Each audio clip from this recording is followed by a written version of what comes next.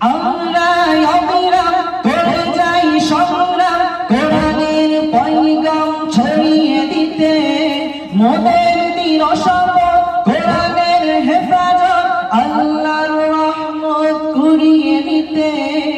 আমরা অবিরাম করে যাই সংগ্রাম কোরআনের পয়গাম ছড়িয়ে দিতে, মোদের দিন শপথ কোরআনের হেফাজত আল্লাহর রহমত কুড়িয়ে নিতে।